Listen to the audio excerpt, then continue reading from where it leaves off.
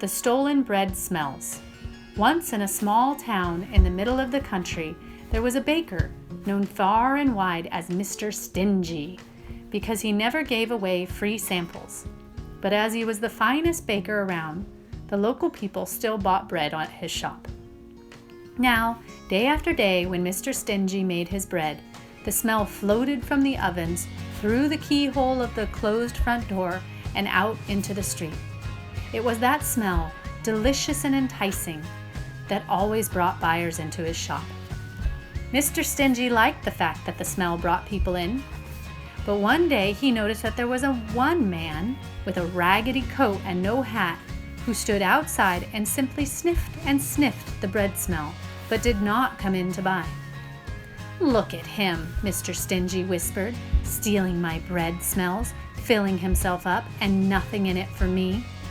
He waved his fist at the beggar, but the man did not move. Get away," shouted Mr. Stingy at the beggar, but still the man did not move. He just sniffed and sniffed some more. At last, the stingy baker couldn't stand it no longer. He called 911, and when the police arrived, he had them arrest the beggar. "He's a thief," Mr. Stingy cried. The beggar was hauled off to jail, and that afternoon, this is a fairy tale after all, he was brought before a judge. The charge? Theft of bread smell. Quickly, the judge made his decision. Definitely a fairy tale. He said to the beggar, "Have you any coins?" The beggar reached into his worn pants pocket and pulled out a worn copper penny and one thin dime. "That's it, my lord." He handed the 2 coins to the judge. The judge rattled the coins and they clinked together. He turned to the baker. "Hear that?" Confused, the baker nodded. "That's your payment. The sound of coins as payment for the theft of smells." This story probably arose in the Middle East as a jest, though story versions in Swahili, French, Burmese, Cambodian, Japanese, and English have also been found. The French tale is about bread flavored with smoke from roasting meat. The Japanese concerns rice spiced with the smells coming from a tempura shop. The Burmese tale has to do with the shadow of money paying for the smell of fish, and sometimes the story is not about food at all. One tale is about enjoying the woman's laughter and paying for it with the shadow of a coin. In Cambodia, the story concerns an old man resting in the shade thrown by an ox. He too pays with the shadow of a coin. Often, the judgment in the story is handed down by a well-known folk character. In the Middle Eastern version, the wise fool Haja solves the problem. In the Burmese story, it is the clever and fair princess learned in the law who figures out the best solution. Sweet-smelling cinnamon bread. Smells so good your family might just sneak a whiff. Makes 1 or 2 loaves. Equipment: measuring cup, food processor with steel blade, measuring spoons, pan, rolling pin, large bowl, wet cloth, loaf pans. Ingredients: 3 cups all-purpose flour, 1 teaspoon salt, 1 1/4 cups lukewarm water, 1 tablespoon butter, 1 tablespoon sugar, 1 packet active dry yeast, 1 tablespoon vegetable oil, extra flour, 2 tablespoons sugar, 1 teaspoon cinnamon. Directions: measure the flour and salt and pour into the food processor. You can do without the processor, it'll just take more time and muscle.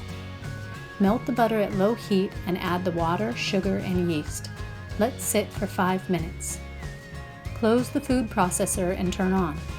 Pour the water mixture through the feeding tube, the hole in the top. Let the food processor continue running until the dough is completely mixed. Sprinkle some flour onto a clean work surface and on your hands and remove the dough from the food processor. Carefully, because the blade is sharp. Knead the dough for 2 minutes, adding more flour to your hands if it is too sticky. Make the dough into a ball. Coat the large bowl with the vegetable oil and place the ball of dough into it, turning once to coat with oil. Cover with a wet, but not dripping, cloth and put the bowl in a warm place so the dough can rise for 1 hour. Preheat oven to 350 degrees. Decide whether you want to make 1 large loaf or 2 smaller loaves. If you choose 2, separate the dough into 2 pieces now. Knead the dough and roll it out with the rolling pin until flat. Mix the cinnamon and sugar together in a small bowl and sprinkle the mixture onto the dough. Roll the dough up from each side toward the middle, tucking the unrolled ends in before you are done. Pinch the top to hold the dough together. Butter the loaf pans and put in the rolled dough. Cook for 40 minutes for 2 small loaves, or 50 minutes for 1 large loaf. Serve with butter. Variations. You can cook this bread without adding the cinnamon sugar, just as plain bread, or try rolling it into balls or twisting it into sticks and coating it with the cinnamon sugar. Facts about bread. 1. As far as we can determine, humans first ate a crude flat bread about 10,000 BCE. This bread was made by crushing grain into flour with a grinding stone, then adding water. This paste was cooked upon hot stones covered with hot ashes. 2. The Egyptians were the first to bake raised bread in closed ovens. Remains of loaves have been found in ancient Egyptian tombs. 3. The first bakers' guilds were in Rome in 150 BCE. Rich Romans preferred white bread to brown because it was harder to make. 4. The English bakers of white and brown breads originally had separate guilds. Queen Elizabeth I united them into the Worshipful Company of Bakers. 5. Besides the flat breads eaten around the world, pita, chapati, tortillas, etc., there are 2 basic breads, leavened or raised bread made with yeast, and quick breads made with baking powder. Quick breads were developed in 18th century America using an ingredient called pearlash, made from wood ash. In 1857, baking powder was first made commercially.